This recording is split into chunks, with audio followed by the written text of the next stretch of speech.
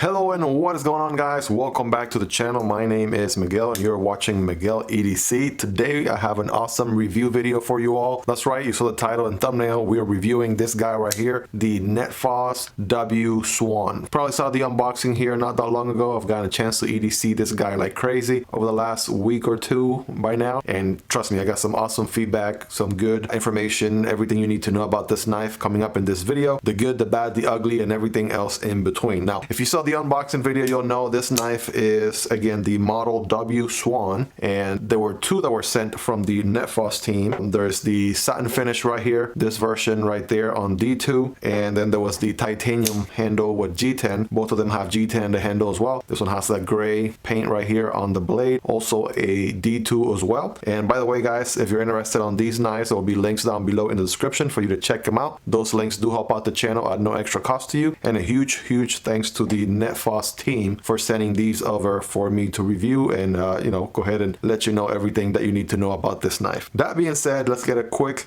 read here. Right, let's get a quick read on the overall length on this guy. Let's jump right into the review here without further ado. What do we have? Overall length is looking like 8.5, exactly 8.5 total length. As far as the blade, it looks like we're working with 3.75 or 3 3/4, and as far as cutting edge, it's going to be probably about the same, 3.75 inches right there of cutting edge, which is pretty good there on this guy. Let's do some quick size comparisons. As you can see right there next to the sibling, obviously they have the exact same dimensions. Yeah, let's spice it up here with the Spyderco Pair 3 right there, definitely much bigger than the Pair 3. Let's check against the PM2.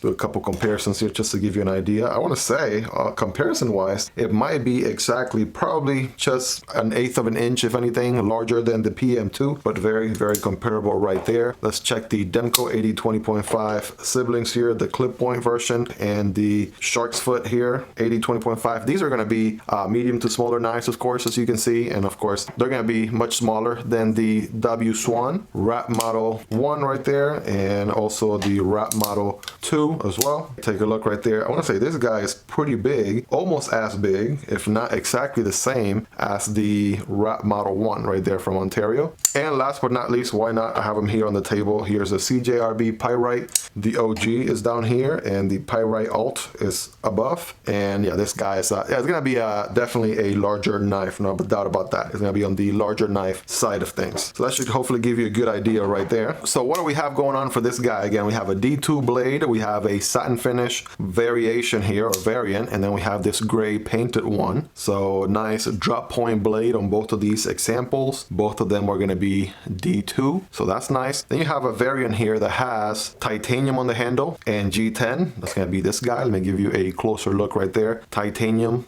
for about 1/3 of the handle, and the rest is nice contour G10 right there. And the other version has the stainless steel, called the silver version, with G10 as well going on in the handle there. Both of these guys are going to be a liner lock, so that's pretty neat.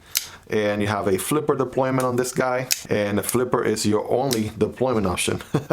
I was in a safe to talk about some of the cons towards the end and whatnot, but right off the bat, I'll tell you one of the things that I wish that this knife had, which would really help it a lot, especially because it has the cutout right here, is the fact that if it had a thumb stud right there, boom, adding another deployment option to the knife will make this guy so much better. Now, I'll give you a quick example right here, right? Take the CJRB Pyrite or anything with a flipper, right? If you add thumb studs, again, that's a whole other deployment option, which is so nice to have. So again, some feedback there, NEDFOSS, something to keep in mind, but you do have that flipper action, which is very nice. And I want to say this is one of the most drop shotty knives I've seen, right? You can see that for yourself right there. Look how drop shotty that is. All on its own, right? Just like that, right? Whoop. Very drop shotty action. We have some ball bearings going on both of these. A nice, pretty good, decent deep carry pocket clip, which is pretty good, pretty nice. Both of these, something to keep in mind, it is not drilled or punched out for lefties for whatever reason, and it is only a tip up carry, which is the type of carry that I like, which is fine, but there's no tip down option or a lefty carry for some reason. So again, just getting or pointing out some of the quick first observations, things to know at a glance, just to keep in mind. We're gonna get more and more in the meats and potatoes here in just just a moment. Let's do a quick length and width there against the Spyderco's right here. We have the Para Military 2 on top, and we have the Para 3 right here at the bottom. So you can see the W SWAN is definitely going to be a very slim design. It's definitely going to be a lot slimmer in the pocket as compared to the Spyderco's there with the huge Spidey hole, right? No doubt about that. Next to the Demco 8020 brothers right here, these are also going to be a little bit wider as well because of how much that blade sticks out of the handle. The W SWAN again a little bit slimmer by probably 1/4 of an inch or so. Wrap Model 1 and 2, yeah, the Wrap Model 2 is going to be definitely a lot slimmer because it's a smaller knife overall. It's definitely a lot more comparable to the Wrap Model 1. And last but not least, here are the Pyrite siblings in both blade configurations. I want to say the Warncliffe version right here, the Pyrite Alt, is going to be the one that sticks out a little bit more. It's a little bit wider, but I want to say for the flipper in this section right here, they're probably just as wide right there. Quick carry profile right here. How does it carry on the pocket there? Take a look, right? We have the W SWAN on the right, Pyrite on the left, and it's going to be definitely much wider, thicker than the Pyrite. This is a thick boy we're talking about here. Here's the Wrap Model 1, definitely thicker than the Wrap Model 1, and I'm sure Wrap Model 2 for that reason, much thicker than the Demco 8020.5, and definitely thicker than the PM2, and therefore I'm sure thicker than the Para 3. All right, let's go back to the action for a second. Again, flipper deployment on this guy. That flipper is very smooth with those ball bearings, very drop shotty action. I want to say if you want to get the one that is the most drop shotty of the two, probably that satin finish I found is just a little bit, you know, better a drop shot than the silver coated blade right here, the titanium version. I'm guessing it's the fact that this one doesn't have any paint on the blade. That definitely helps quite a bit there. Got a nice bayonet looking drop point blade. Again, props to NEDFOSS for making sure that the logo is nicely displayed but doesn't take a lot of real estate on the blade there. Nice clean design, logo on one side and then steel and model name on the other side. Check out the ergos right here. These are some nice ergos. Got a nice cutout for your index, nice cutout for your middle finger, and then ring and pinky have a nice curve as well. And even though you don't have jimping going on the blade, for some reason I'm thinking they wanted to kind of keep that elegant design going on, you are able to still rest your thumb right there, and trust me, that thumb is not going anywhere. The flipper is actually holding your index finger in place. That's the plus right there. Your finger is not going to slide anywhere when you're making those cuts or slicing or anything that you're doing like that. There is no finger choil on this one. I wouldn't recommend putting your finger forward like that because that life edge is right there, but you do have a little bit of a sharpening choil, so that's good. I'm glad that they added a nice sharpening choil. Again, this guy is constructed like a tank, and you know the weight definitely, it feels like a little bit of a heavy guy, no doubt about that. So let's get a quick weight on this guy. Let's see where this guy comes in at. And bam, there it is, 6.2 ounces, 6.2 ounces. Just for comparison purposes, here's another knife, another tank of a knife that I showcased and recently did a review here in the channel, the Lothar Leech King. This is the luxury brand for NEDFOSS. This one comes in at 5.8, so just a little bit lighter, if anything. 5.8, still a little bit lighter than the 6.2 ounces on the W SWAN. Is the titanium any lighter? No, they're both actually 6.2 ounces. And this is a good comparison right here. If I put them side by side, you can take a look. Sort of the luxury knife compared to the your budget version right there. You can see the handle is a little bit longer on the W SWAN. The blade goes for a more cleaner drop point design, whereas you have a recurved reverse tanto harpoon going on. Almost sounds like a tongue twister going on there on the Lothar King. And again, check out the review on this guy if you haven't already. It is a awesome EDC knife. Some great feedback on this guy that I share with you guys on that video as well. All right, is there any milling going on? There is no milling going on there from what I can see. What about the other model? Let me carefully inspect here. And no, I don't see any milling going on either model right there. And that's the reason why, of course, the weight the weight makes sense where it's at. Blade stock thickness, let's take a quick look. It's gonna be 0.12 inches right there. And at the very tip, this guy's gonna be a nice 0.02 inches. As always, we do a hardware check. My tools are very affordable. They're part of the Strabito tool set, and they are linked down below. They're highly recommendable, so check out those links. They do help out the channel at no extra cost to you. So I want to take a look here. My guess is we're dealing with T6. Okay, body screws definitely look like T6, even on the clip. Looks a lot like T6, and then I want to say T8 for the pivot, which is on both ends. So let's test that theory. Here's my T8 bit. All right, could that be a T9? I don't know, let's double check. Actually, yes, T9 on the pivot, T9 on the pivot. And then as far as the body screws, here's a T6 Yeah, T6 right there for all the body screws. Could it be a T7? I don't know. Sometimes I like to double check. Yeah, the T7 is going to be too big, so it's always good to be on the safe side there. So pretty much, again, T9 on the pivot and then T6 everywhere else on this guy. So what has the carry experience been like on this guy? I'm telling you, it was a blast to carry this guy over the last 2 weeks. It was an awesome experience. I kept switching, you know, of course, between the titanium version and the stainless steel version here. Both of them have a D2 blade. So I went ahead and, of course, tested each of them for a couple of days, you know, just to try to get the best, most comprehensive feedback possible. Again, one of the things that I would have liked to see on this guy would have been a thumb stud. The Leech King kind of does away with that by giving you the flipper option, but then you also have the thumb cutout here, or the cutout on the blade, which allows you to have some additional deployment options with your thumb. You can even do the reverse flick on this guy, which is very nice as well. So you have about 3 different deployment options on the Lothar King, and then only 1 deployment option on the W SWAN from NEDFOSS. So again, a little bit of feedback there. If you are okay with just a flipper, that flipper is solid, no doubt about that. So it is a liner lock. One thing I would have liked to see, and it took kind of a little bit of time for me to break it in. It got really good after a while, but at the very beginning, perhaps the first 2 to 3 days, I had a little bit of, you know, hard time playing around with the liner lock right there. It took just a lot for, you know, it to kind of break in and whatnot. It was very stiff at first. Something that would have helped a lot, even though I definitely give him points for making sure the liner sticks out from the scales cut out. Some sort of texture pattern here, some lines would have probably helped get a better grip right there. So that would have been nice to see as well. I love the pocket clip on this guy, right? I mentioned ergonomics earlier, and when I'm hanging on to this knife here and I'm like gripping it really hard, the pocket clip is designed in such a way where it doesn't really create a sore spot in any way, right? So you got your typical, probably like Civivi knife style type of clip here. So nice line, little dive, and then whoop, back up again. Makes it plenty easy for you to slide it in and out of your pocket. There are no issues there. And yeah, drop shotty action on both of these. I love the drop shotty action on these guys. It was so awesome to EDC them, and even though I didn't get those additional deployment options, just being able to close it with such a drop shotty action right there, that was very nice.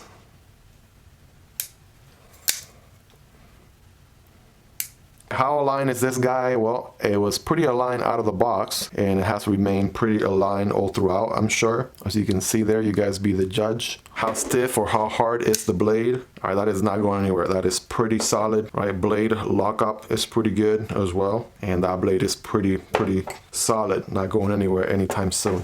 Now, is this gonna be the most lightest knife out there? Probably not, right? If you're looking for perhaps the under 3 ounce knife, that's gonna be the lightest with your gym shorts, you know, go EDC an Elementum or something. Now, if you're looking for an elegant knife, a nice heavy, nice weight to it, very classy, elegant design, that's what these guys are for. The fit and finish on these guys is pretty good. G10 right here also feels really good. They're pretty big, not to be confused with small knives in any way, shape, or form. These are on the large side, as you saw during the measurements and whatnot. So that was pretty interesting, and I don't mind that, at all. I don't mind the fact that these are a little bit on the heavier side. That's why I have different types of knives, right? I want my light knives for a specific task, and then I like some heavier chunker knives, tanks of knives, if you will, for just enjoying the fact that they are what they are, right? So if I'm at home, or you know, I got a heavy task to do, some heavy cutting, what have you, I want a knife that I know is solid regardless of the weight, right? This is going to be a good, dependable go-to choice. One other thing that I noticed on the flipper tab here is that there's no jimping on it. So from time to time, if you weren't looking or if you didn't pay attention,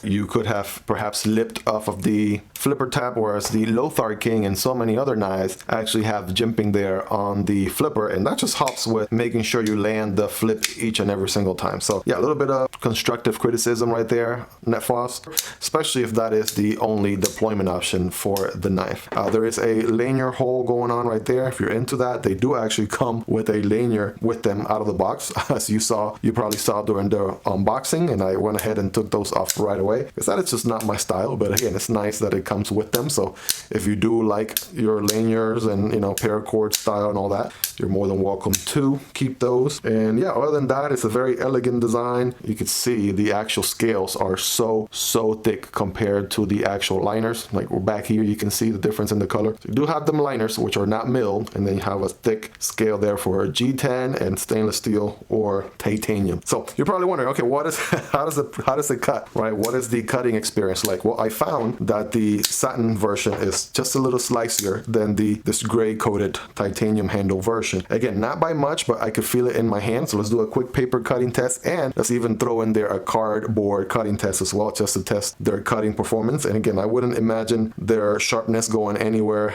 anytime soon, because I've had them for about 2 weeks and they have been performing so good the entire time. On the paper, here we go. Satin finish version first. Bam. All right, you guys be the judge. Rate it on a scale from 1 to 10. All right, let's switch over to the titanium there with the gray coating on the blade. All right, so it still slices, but I'm telling you, that satin version is going to be the sliciest out of the two. Switch back to the satin there. Yeah, you can probably even hear it in the sound. Just listen to the sound from the satin version, and then the sound from the silver coated version right here, titanium version. Yeah. Again, both are really good performers, right? You guys let me know if there's any need for any resharpening of any kind. What about some cardboard? Let's test that out. I'm gonna start with the satin D2 version first. Here we go. And again, when cutting cardboard, it's always good not to cut on a perpendicular approach. Instead, do more of a diagonal approach right there, and boom. Okay, you guys take a look. These drop point blades, they do damage. They shoot through cardboard like it's nobody's business, right? Let's do one more, and I got some Bait HQ leftover boxes, so perfect timing right here. This time on the titanium version, D2, right? Still getting through them. And again, probably that gray paint coating might be the only thing that holds it back a little bit more over the satin version, but that's again purely observational. If you're trying to get the sliciest of the two, I will go with the satin version. If you strictly want the aesthetics of the titanium with that silver blade, then that's the way to go right there. By the way, guys, can I film a cool video of your cool knives? Let me know. I'm gonna start doing that in the channel here going forward. So if you think you have a cool knife that you would like me to feature here in the channel, definitely make sure to share that with me here. My email is gonna be right there on the screen. Reach out. It'll be a pleasure for me to record your knife, have it for perhaps a week or two, and then give it right back once the content has been created. Let's talk price on these guys again, and these are linked right down below in the description. Those affiliate links help out the channel at no extra cost to you. So both versions of this guy are going to be coming in at $34.99, both the titanium version and the silver version right there. Again, typically they go for $39.99, for about 40 bucks, and you can pick yourselves up a nice tank of an EDC for about $35. Now, if you are interested in picking up yourself one of these guys, there is a 5% discount code from NEDFOSS. They went ahead and hooked you guys up with a 5% discount using the code in the description, which is 05 Miguel EDC. Again, 05 Miguel EDC will get you 5% discount at checkout when you're buying these guys through the affiliate link down below. So, do I recommend this guy? I want to say yes. If you are looking for a tank of an EDC, right? If you're not like these, lightweight freaks out there that every knife they own has to be the lightest knife possible. But if weight is not an issue, then you definitely want to go ahead and test these guys out. Again, very similar to why I recommended the Lothar Leech King, right? These are some elegant, large knives that, again, you can still apply any daily task to without a shadow of a doubt. And again, just know that you have a tank in your pocket. So when you whip that out, you have a knife that you can count on. And again, it is D2 blade, which is a very common steel in this budget category, right? It's not an S30V or S45VN or anything like that, but D2 is pretty common for the $50 budget knives like the Civivi Elementum and such. And for this one to be a $35 knife, and you're getting D2 and an elegant design like this one, I'm telling you, I recommend this knife all day, every day. So let me know your thoughts in the comments. Let me know if I missed anything, if there's anything specific that you want to find out about these knives. Let me know. I do plan on checking those comments and getting back to as many of those as possible. I want to do a huge thanks to NEDFOSS once again for sending out these knives for me to test here in the channel. If you guys made it to this point in the video, you guys are the real MVPs. Chances are by the time you're watching this video, the review for this Fleisa 3.25 inch is ready for you guys to check that out. This one has a D2 blade and a wooden handle. It is on the smaller side of the EDC realm. Put a card for this guy right here. I'll see you guys on the next one. Have a wonderful rest of your day. Take care. Peace.